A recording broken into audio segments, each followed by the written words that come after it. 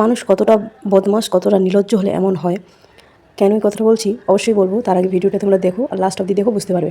এই যে দিদার বাড়ি আসছি, মানে আর কি খেলেই যাচ্ছে। আমরা যে বলছি যে দেখো আমরা আসছি, মানে কোনো ধ্যান নেই, কোনো পাত্তা নেই। যখনই বললাম এই যে তোমার জন্য কিনে আসছি, দেখো চোখগুলো চলে গেলো উপরে। আসা মাত্র খেতে দিয়েছে চানাচুর মুড়ি, কারণ আমরা ভাত খেয়ে মাত্রই আসলাম তার জন্য।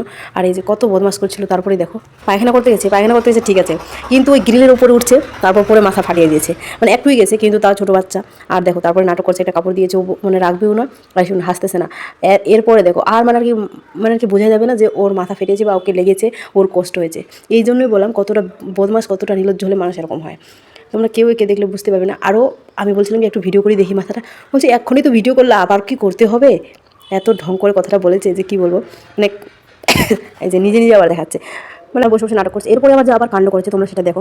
ওর মাকে গিয়ে বলছে মা আমি রাত্রিবেলা কীভাবে ঘুমাবো, ওইটার ও প্র্যাকটিস দিচ্ছে যে কীভাবে ঘুমাবো, কীভাবে ঘুমালে আমার মাথা লাগবে না। কিন্তু ওর মাথা মানে কোনো মানে বুঝতে পারবে না যে ওর মাথায় লেগেছে, এমনটা ওর ব্যবহার।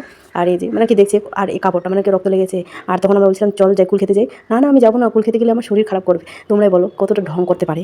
তখন একটা অন্য দিদা বাড়ি গেছিলাম, তারপরে দেখলাম এই গাছগুলো, মামিকে বললাম যে নিয়ে যাই, বলছে ঠিক আছে নিয়ে যাও। গাছ নিয়ে চলে আসি বাড়ি। আজকে এই পর্যন্ত, এবার তাহলে আসি।